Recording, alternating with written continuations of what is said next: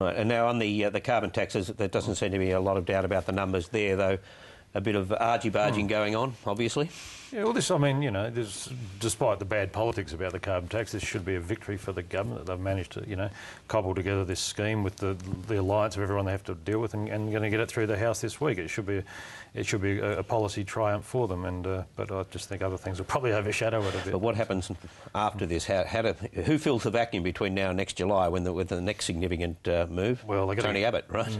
I think you had a bit of a story there. I'm not quite sure if it's significant from Greg Combay on the Qantas and fuel users to go with the technicalities of the scheme, but as Phil says, it will be it's a big thing for next week for the House of Representatives to vote for Australia to have an across-the-board, pretty much economy-wide carbon tax and then leading to an emissions trading scheme. So this is a very big day. I think that it's likely to get into law, that by the mid-next year this is going to get up. Business seems to be fairly resigned to it. Business is split over this, but also resigned to it happening. It's very, very unpopular, of course, in the electorate.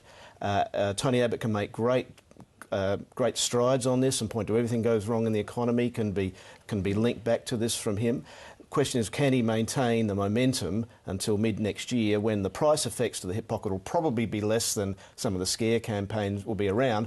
But I think the big uncertainty in all of this is how much pressure will this put on parts of our exposed industries with the high dollar and now the downturn in parts of the global economy.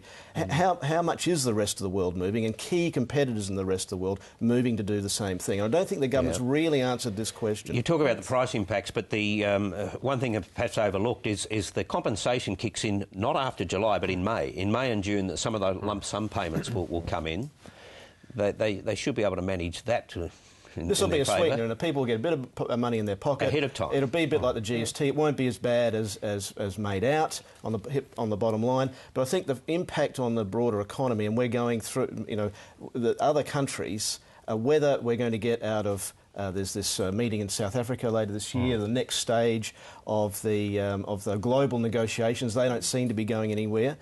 What happens in 2014-15 when we move to an emissions trading scheme, and Greg Combay was talking about we're going to link with the European scheme. That's so far down the track. We can't make judgments about that for years. Are we really going to be able... Is there going to be a legitimate sort of quasi-global or international trading scheme that Australia will be able to buy and sell permits in and reduce the cost to us of cutting emissions? Because it's very costly for Australia to cut emissions. We need to be able to buy international permits. But you've got to make the point, we won't know the answer to that until 2015. No, well, we need to see progress. At the moment, they couldn't get that up. So there's a lot of work to be done there, and there's a lot of uncertainties as to how parts of Australian industry, given what's going on in the global economy, will go when this comes in. Just picking up on that, it was interesting coming out of the tax stuff this week that the government was saying, yes, they are interested in looking at helping some of those companies that are going to potentially go under or are really battling in the face of the very high Australian dollar. But they're not going to actually announce those measures put them in place until the May budget next year, which seems quite a lengthy lag time if you are worried about leaving yourself open to Tony Abbott being able to come along and say with any business closure, well, this is because of the looming carbon tax. You know, one would have thought there might be some kind of hastier process to speed up some of that assistance. They do have that little wedge against Tony Abbott this week that Combay mentioned, the $300 million. The steel industry, like everyone else, gets 95% free permits.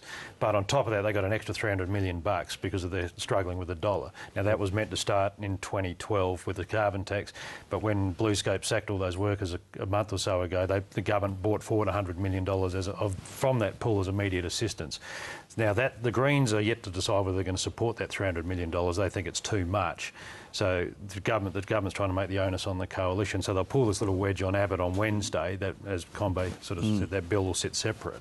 And if it might not get through the reps if... Can you see Tony Abbott supporting that? No, and I can see the Greens, supporting it eventually. I think, the argument's moved so much in the last couple of months for the non-mining sector that it's a no-brainer.